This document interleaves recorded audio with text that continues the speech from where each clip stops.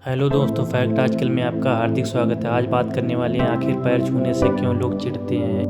ये video RJ रौनक channel से लिया गया है। ये हमारे संस्कार ही तो हैं कि कोई बुजुर्ग साधु या आध्यात्मिक पुरुष दिखे तो हम फौरन झुककर उनके पांव छू लेते हैं। वेद परंपरा में माना गया है कि जब हम किसी के पांव छूते हैं तो उस शख्स की पॉजिटिव एनर्जी हमारे अंदर प्रवेश करती है। यही वजह है कि हम जीवन में कितनी भी तरक्की क्यों न कर लें, लेकिन सालों बाद भी अगर हमें हमारे कोई टीचर या गुरु मिल जाए तो हम फौरन झुककर उन्हें प्रणाम करते हैं। फिर इस बात के कोई मायने नहीं रह जाते कि पांव छूने वाला आज कोई आईएएस अधिकारी है या कोई बड़ा सेलिब्रिटी।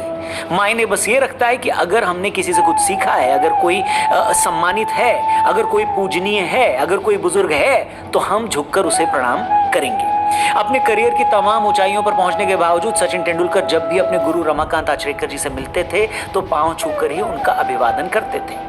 तो ऐसा है सनातन धर्म में पांव छूने का महत्व। इस वीडियो में आगे जब हम पांव छूने की इस परंपरा के पीछे के साइंस का जिक्र करेंगे ना, तो आपके होश उड़ जाएंगे। ये जानकर आप हैरान हो जाएंगे कि हमारे ऋषि मुनियों ने कैसे आज से सैकड़ों हजारों साल पहले इतनी सब बातें जान ली थी जो वेस्टर्न कंट्रीज सिर्फ 200-300 साल पहले ही जान पाया है। मगर अफसोस इस बात का है कि हमारे अपने ही देश में कुछ लोग पांव छूने वालों का मजाक बनाते हैं। भारत के सबसे बड़े सुपरस्टार रजनीकांत ने हाल ही में यूपी के मुख्यमंत्री योगी आदित्यनाथ जी के पांव छुए तो कुछ लोग सोशल मीडिया पर उबल पड़े। वो रजनीकांत को गालियां देने लगे, उन्हें अपॉर्चुनिस्ट बताने लगे। यहां तक कहा गया कि वो अपनी फिल्म जेलर को हिट करवाने के लिए सब ड्रामा कर रहे हैं। इसी तरह इस साल आईपीएल में चेन्नई की जीत के बाद रविंद्र जडेजा की पत्नी रिवाबा ने बीच ग्राउंड में उनके पांव छुए तो कुछ सो कॉल्ड फेमिनिस्ट को यह बात बिल्कुल पसंद नहीं आई और ऐसा करने के लिए रिवाबा को खूब भला बुरा कहा गया। ऐसे में सवाल यह है कि इस तरह की बातों का विरोध करने वाले क्या अपनी ही सनातन परंपराओं से वाकिफ नहीं है? क्या वो इन परंपराओं के पीछे की वजह को नहीं जानते?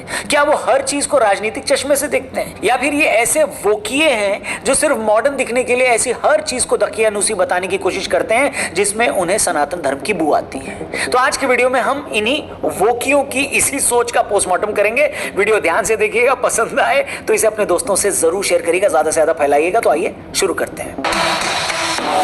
नमस्कार दोस्तों, मैं हूं रौनक फनतंत्र में वेलकम। दोस्तों, हिंदी फिल्म के बड़े स्टार्स को लेकर लोगों में दीवानगी है, लेकिन साउथ इंडियन स्टार्स को लेकर जनता में पागलपन है। उसमें भी रजनीकांत को लेकर जैसी दीवानगी उनके फैंस में है, उतनी भारत तो छोड़िए पूरी दुनिया में शायद ही किसी एक स्टार के लिए हो। उनकी हैसियत ऐसी है कि उनके एक इशारे भर से वो साउथ में किसी भी पार्टी को चुनाव हरवा या जिता सकते हैं। बावजूद इसके वो असल जिंदगी में बेहद साधारण है, इतने सिंपल कि आपके बगल से चले जाए तो आपको पता भी ना लगे कि ये आदमी दुनिया का सबसे बड़ा सुपरस्टार है। बेहद हम्बल और दूसरों की मदद करने वाले। तो हुआ ये, जो लोग नहीं जानते उनको बता दें कि इन्हीं रजनीकांत साहब की हाल ही में एक बड़ी फिल्म आई है जेलर। फिल्म रिलीज के साथ ही वो दर्शन करने अलग अलग मंदिरों में जा रहे हैं। पहले वो झारखंड के रजप्पा मंदिर गए, उन्होंने बद्रीनाथ जी के भी दर्शन किए। इसी कड़ी में अयोध्या जाने से पहले वो लखनऊ भी आए, जहां उन्होंने यूपी के मुख्यमंत्री योगी आदित्यनाथ जी से मुलाकात की। इसी मुलाकात से जुड़ी एक क्लिप पिछले दिनों सोशल मीडिया पर आई तो हंगामा हो गया। वीडियो में देखा गया कि कैसे अपनी गाड़ी से उतरने के बाद रजनीकांत योगी आदित्यनाथ जी के पांव छूते हैं। इसे देखकर कुछ लोग सोशल मीडिया पर भड़क गए। लोग सवाल पूछने लगे कि 72 साल के रजनीकांत की क्या मजबूरी थी कि वो 51 साल के योगी के पांव छूने लगे। कुछ लोगों ने कहा कि रजनीकांत यूपी में अपनी फिल्म टैक्स फ्री करवाना चाहते हैं। कुछ ने कहा कि खास छवि वाले योगी के पांव छूकर रजनीकांत ने कई लोगों की भावनाओं का अपमान किया है। कुछ ने कहा कि ऐसी ड्रामेबाजी करके वो राइट विंग समर्थकों में अपनी फिल्म हिट करवाना चाहते हैं। शुक्र है किसी ने यह नहीं कह दिया कि योगी के पांव छूकर रजनीकांत यूपी के किसी प्राइमरी स्कूल में टीचर बनना चाहते हैं। खैर, ये सब बातें सुनकर इतना तो क्लियर हो गया कि सोशल मीडिया पर ऐसी बेहुदा बातें करने वालों को न फिल्मों की समझ है और न ही वो रजनीकांत को जानते हैं और न ही उन्हें भारतीय परंपरा का कोई ज्ञान है। जो लोग ये कह रहे थे कि भैया रजनीकांत तो ऐसा ड्रामा करके अपनी फिल्म हिट करवाना चाहते हैं, उन्हें शायद ये पता नहीं कि जब रजनीकांत योगी जी से मिले तो उनकी फिल्म को रिलीज हुए 1 हफ्ते से ज्यादा हो चुका था। तब वो दुनिया भर में 400 करोड़ रुपए उनकी फिल्म कमा भी चुकी थी। साउथ की आज तक की दूसरी सबसे बड़ी ओपनिंग ले चुकी थी ये फिल्म। इसलिए योगी से मुलाकात करते वक्त उन्हें फिल्म को हिट करवाने के लिए किसी ड्रामे की तो जरूरत नहीं थी। तब तक तो उनकी फिल्म पहले हिट हो चुकी थी। बताइए। दूसरी बात, ये कहना कि रजनीकांत योगी के पांव छूकर उनकी चमचागिरी कर रहे थे, भैया कुछ तो अकल का इस्तेमाल करो।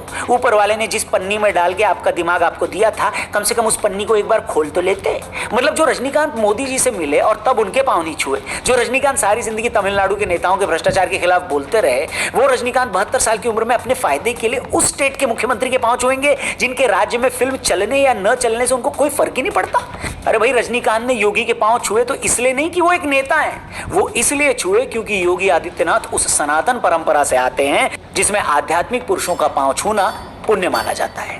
योगी का सम्मान किसी मुख्यमंत्री का सम्मान नहीं, बल्कि उस व्यक्ति का सम्मान है जिसे हिंदू परंपरा में सम्मान के योग्य माना जाता है। मगर हैरानी यह है कि पांव छूने के एक छोटे से जेस्चर पर कुछ लोगों ने इतना बवाल काट दिया। रजनीकांत को जानने वाले अच्छे से जानते हैं कि वो सनातन धर्म को मानने वाले हैं।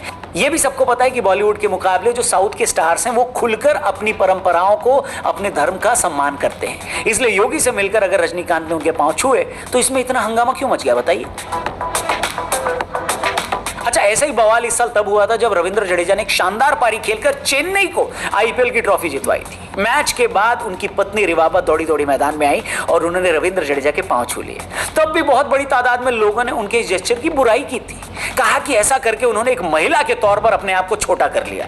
बहुत सारे सो कॉल्ड फेमिनिस्ट ने पांव छूने की इस हरकत को दकियानूसी और महिला विरोधी बताया। तब भी ये बात मेरे समझ में नहीं आई कि आखिर इतनी छोटी सी बात के इतने बड़े बड़े मतलब कैसे निकाल लिए गए। अगर एक महिला अपनी मर्जी से किसी परंपरा को निभाती है और ऐसा करते हुए खुद की आजादी और मर्यादा से कोई समझौता नहीं करती तो इसमें किसी को क्या हर्ज है।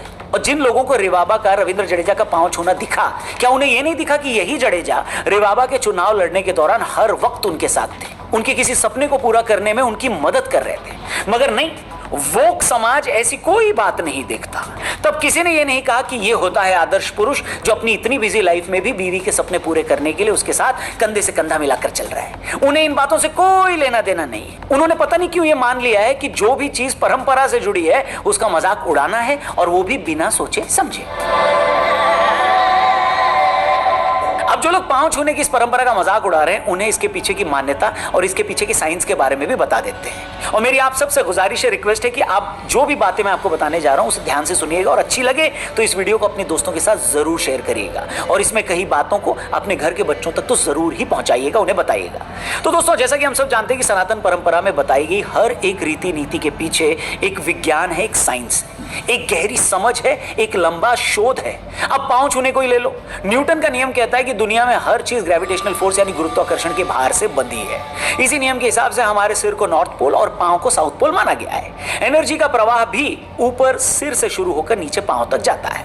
मतलब हमारे सिर से पॉजिटिव एनर्जी एंटर करके हमारे पैरों तक जाती है। हमारे पांव में अनलिमिटेड एनर्जी होती है। यही वजह है कि जब हम किसी इंसान के पांव को टच करते हैं तो उसकी अनलिमिटेड एनर्जी को टच करते हैं। साथ ही यह भी माना जाता है कि पांव के अंगूठे से एनर्जी का संचार होता है। यही वजह है कि जब भी हम किसी इंसान के पांव को छूते हैं और जब वो हाथ से हमें आशीर्वाद देते हैं तो उनकी पॉजिटिव एनर्जी हम में आती है। यहां तक कि योग में भी पद शास्त्र का जिक्र है जो कहता है कि हमारे पांव के तलवों में एनर्जी के 7 चक्र होते हैं। अगर हमें पता हो कि इनका इस्तेमाल कैसे करना है तो हम अपने शरीर से बहुत सारी चीजें कर सकते हैं। मॉडर्न साइंस में इसे ही रिफ्लेक्सोलॉजी भी कहा जाता है। इतना ही नहीं, ज्योतिष के अनुसार वरिष्ठ लोगों के चरण स्पर्श करने पर 9 ग्रहों के जुड़े दोष दूर होते हैं और हमें फायदा मिलता है। जैसे पिता के पैर छूने पर सूर्य, बुजुर्ग महिला जैसे दादी, नानी, माँ, चाची, मौसी, ताई, सास आदि के पैर छूने से चंद्र, बड़े भाई के पैर छूने से मंगल, बहन और बुआ के पैर छूने से बुध, गुरुओं, संतों और ब्राह्मणों आदि के पैर छूने से बृहस्पति, दादा के पैर छूने से केतु और भाभी के पैर छूने से शुक्र मजबूत होता है। इसीलिए मैंने शुरू में कहा कि पांव छूने की परंपरा के पीछे जितना साइंस है, विज्ञान है, जब हम उसके बारे में जानेंगे तो हैरान रह जाएंगे। और यही कारण है कि सनातन परंपरा में मौजूद छोटी से छोटी चीज के भी बड़े गहरे अर्थ होते हैं। क्या आपने कभी सोचा था कि सिर्फ पांव छूने के पीछे कितना बड़ा विज्ञान है? जी हाँ, मैं विज्ञान की बात कर रहा हूं। वो विज्ञान जो गुरुत्वाकर्षण की बात करता है, शरीर के चक्रों की बात करता है, हमारे प्लैनेटरी सिस्टम की बात करता है और हमारे शरीर में मौजूद ऊर्जा के प्रवाह की बात करता है। मगर क्या करें, हैरानी और दुख यह है कि जिन लोगों को ऐसी परंपरा के बारे में कुछ भी ज्ञान नहीं है, कोई जानकारी नहीं है, वो बिना इस बारे में जाने इसे दकियानूसी बताने लगते हैं। ये सच है कि चीजें सिर्फ पुरानी होने की वजह से पवित्र नहीं हो जाती, लेकिन ये भी उतना ही सच है कि चीजें परंपरा से जुड़ी होने के कारण दकियानूसी भी नहीं हो सकती। हिंदू समाज में बाल विवाह से लेकर सती प्रथा तक कई बुराइयां थी जिसे हमने बहुत पहले ही दूर कर लिया।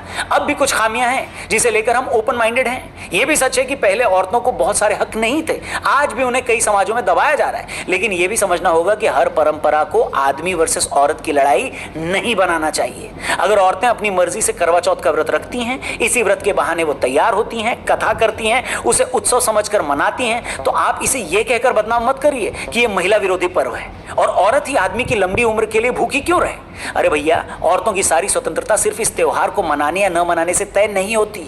अगर वो अपनी मर्जी से ऐसा कर रही हैं, ऐसा करने में उनकी आजादी और गरिमा को ठेस नहीं पहुंच रही है, वो ऐसा करना एंजॉय भी कर रही हैं, तो इसमें भला किसी को क्या परेशानी हो सकती है? अगर आलिया भट्ट ने यह कह दिया कि मेरा लिपस्टिक लगाना रणबीर को पसंद नहीं है, उन्हें मेरे होंठ ऐसे ही अच्छे लगते हैं, तो इसमें इतनी हाय तौबा करने की क्या जरूरत थी? बहुत सी बीवियां भी तो पति को यह कह देती हैं कि मुझे आपका दाढ़ी रखना पसंद नहीं है। इसका मतलब क्या है कि वो औरत अपने पति को डोमिनेट करना चाह रही है। भाई, अगर लाइफ पार्टनर ही अपनी बीवी या पति को उससे जुड़ी अपनी पसंद नहीं बताएगा, बहुत छोटी छोटी चीजों के लिए उस पर हक नहीं जताएगा, तो कौन जताएगा? और यही तो रिलेशनशिप की ब्यूटी होती है कि हम सामने वाले के लिए थोड़ा खुद को बदलते हैं और दूसरा इंसान भी हमारे लिए अपने आप को बदलता है। इसलिए फिर से वही बात कि जब तक बात इतनी बड़ी नहीं है कि उसे मानने पर सामने वाले की डिग्निटी ही जा रही है, तो हम इतना हंगामा क्यों करने लगते हैं? हमें यह क्यों नहीं पता चलता कि कौन सा मुद्दा सच में हक की लड़ाई का है और कौन सा मासूम भावनाओं का? लेकिन जैसे कि मैंने कहा, कई दफे इस तरह का हंगामा सिर्फ हंगामा करने के लिए होता है और कई बार इसके पीछे पॉलिटिकल रीजंस भी होते हैं। हो सकता है जो लोग योगी को पसंद नहीं करते, वो सिर्फ इसलिए भड़क गए